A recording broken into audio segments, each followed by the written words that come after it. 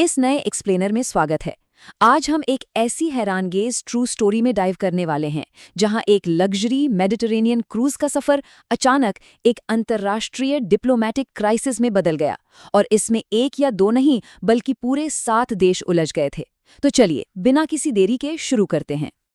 अब जरा इस सीन की कल्पना कीजिए। इटली का एक बिल्कुल अंधेरा रनवे, भारी हथियारों से लैस अमेरिकन स्पेशल फोर्सेस ने एक एयरक्राफ्ट को चारों तरफ से घेर रखा है। लेकिन अगले ही पल क्या होता है, वो खुद अपने ही साथी देशों की सेना द्वारा चारों तरफ से घिर जाते हैं। या आखिर हुआ कैसे? सिर्फ 4 आम हथियारों वाले लोगों ने अलाइड नेशंस को एक मिलिट्री स्टैंड ऑफ के कगार पर कैसे लाके खड़ा किया? इस एक्सप्लोसिव मोमेंट तक दुनिया कैसे पहुंची, ये समझने के लिए हमें थोड़ा पीछे जाना पड़ेगा, इस सफर की शुरुआत पर। बात है अर्ली अक्टूबर 1985 की। इटली का क्रूज शिप अकीले लाउरो 1000 से ज्यादा लोगों को लेकर रवाना होता है। इन यात्रियों में लियोन और मैरिलिन क्लिंगहॉफर भी शामिल थे। वो दोनों इस सफर पर मैरिलिन का 58वां जन्मदिन सेलिब्रेट करने आए थे। सब कुछ बिल्कुल परफेक्ट और शांत था और 7 अक्टूबर को ये जहाज इजिप्ट के अलेक्जेंड्रिया पोर्ट पर पहुंच जाता है। अब यहाँ जो सबसे इंटरेस्टिंग बात है वो है ये गहरा कंट्रास्ट। ऊपर देखिए, 651 यात्री गीजा के पिरामिड्स देखने के लिए एक लंबा बस टूर ले रहे हैं और जहाज पर बच्चे लोग मस्त धूप और समुद्र का मजा ले रहे हैं। लेकिन ठीक उनके नीचे लोअर डेक्स में एक अलग ही कहानी चल रही थी। नॉर्वेजियन नागरिक बनकर आए 4 लोग अपने कैबिन में छिपे थे और चुपचाप अपने ऑटोमेटिक वेपन्स तैयार कर रहे थे। शांति और खतरा दोनों एक ही जहाज पर थे। और यहीं से शुरू होता है हमारा अगला हिस्सा, जहाज पर आतंक। चूंकि ज्यादातर यात्री बाहर थे, जहाज पर अब सिर्फ 97 लोग बचे थे। तभी एक बहुत ही आम सी गलती होती है जिसने उन मिलिटेंट्स को अपना प्लान वक्त से पहले एग्जीक्यूट करने पर मजबूर कर दिया। एक कैबिन वार्डन गलती से उन हाईजैकर्स के कैबिन का दरवाजा खोल देता है। जब वो देखता है कि वहां हथियार साफ हो रहे हैं तो हाईजैकर्स पैनिक कर जाते हैं। वो तुरंत वार्डन को हॉस्टेज बना लेते हैं और सीधा डाइनिंग हॉल में आकर फायरिंग शुरू कर देते हैं। हालांकि जहाज का कम्युनिकेशन सिस्टम नष्ट होने से ठीक पहले एक रेडियो ऑपरेटर स्वीडन को SOS भेजने में कामयाब हो जाता है। खौफ बढ़ाने के लिए हाईजैकर्स ने एक साइकोलॉजिकल गेम शुरू किया। उन्होंने झूठ बोला कि उनके पास 20 लोग हैं और डिमांड रखी कि इजराइल दोपहर 3 बजे तक 50 पैलेस्टीनियन कैदियों को रिहा करे। इसके बाद शुरू हुआ हॉस्टेजेस को फिल्टर करने का एक डरावना खेल। जहाज को सीरिया की तरफ मोड़ दिया गया। अमेरिकन, ब्रिटिश और ज्यूइश यात्रियों को अलग करके अपर डेक पर भेज दिया गया, पर लियोन क्लिंगहॉफर को नीचे ही छोड़ दिया गया क्योंकि वो व्हीलचेयर पर थे और उन्हें ऊपर ले जाना हाईजैकर्स के लिए मुश्किल था। जब इजराइल ने इन डिमांड्स को मानने से साफ इनकार कर दिया, तो हाईजैकर्स ने अमेरिका और इजराइल को एक हॉरिफिक मैसेज भेजने का फैसला किया।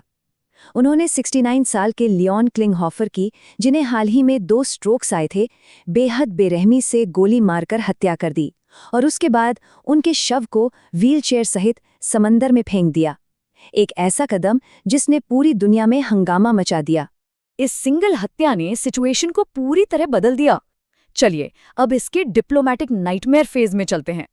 अचानक से इस एक सिंगल हाईजैकिंग में पूरे 7 देश उलझ चुके थे और सबके अपने अलग अलग बहुत ही सख्त स्टैंड्स थे। इटली और इजिप्ट चाहते थे कि इस मुद्दे को शांति से डिप्लोमेसी के थ्रू सुलझाया जाए, लेकिन USA और इजराइल का रुख बिल्कुल हार्डलाइन था।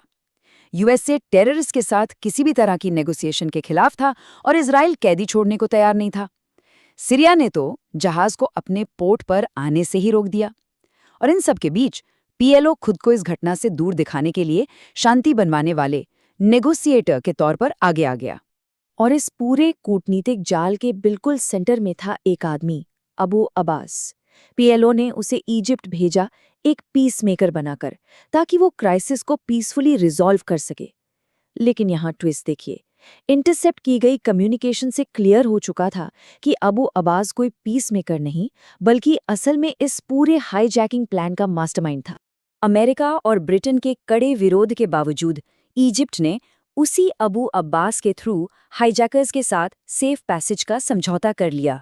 9 अक्टूबर को हाईजैकर्स बिना किसी नुकसान के जहाज से निकल गए और वहां पहुंचने पर कुछ लोकल लोगों ने उनका हीरोज की तरह स्वागत किया। लेकिन अमेरिका अपने एक नागरिक की डेथ के बाद उन्हें ऐसे ही बच निकलने देने वाला नहीं था। ये हमें ले जाता है हमारे अगले फेज पर, हवाई इंटरसेप्शन।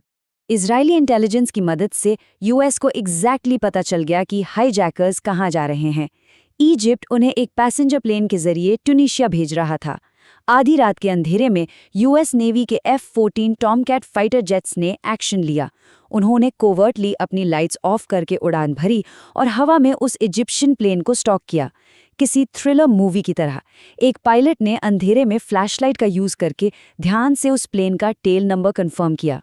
जब ट्यूनीशिया और एथेंस दोनों ने डर के मारे उस प्लेन को लैंड करने की अनुमति नहीं दी, तब अमेरिकन पायलट्स ने उस बोइंग 737 को हवा में ही बॉक्स इन कर लिया। उन्होंने रेडियो पर सीधा ऑर्डर दिया, divert to Sigonella now. Egyptian pilot के पास कोई और रास्ता नहीं बचा और उसे मजबूरी में इटली के एक नेटो बेस सिगोनेला में प्लेन लैंड करना पड़ा। और अब आता है इस स्टोरी का सबसे बड़ा क्लाइमैक्स, द सिगोनेला स्टैंड ऑफ। एक अनप्रेसिडेंटेड मिलिट्री कन्फ्रंटेशन जहां एलाइज ही एक दूसरे के खिलाफ हो गए।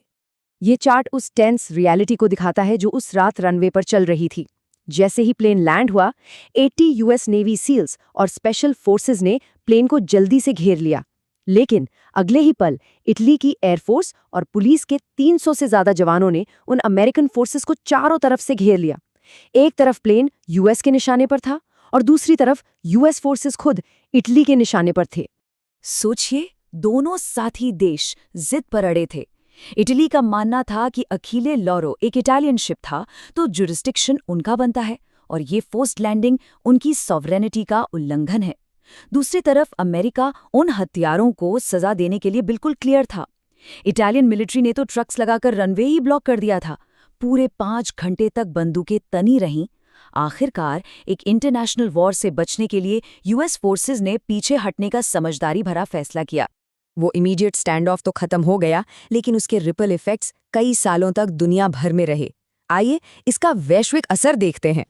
इस टाइमलाइन से समझ आता है कि आगे चलकर क्या हुआ। इटली के कोर्ट ने हाईजैकर्स को 15 से 30 साल तक की सजा सुनाई।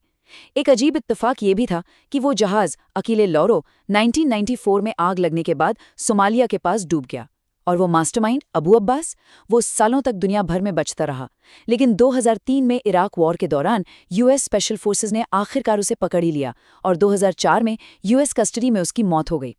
बाद में लियोन क्लिंगहॉफर की फैमिली ने टेररिज्म से लड़ने के लिए एक मेमोरियल फाउंडेशन बनाई।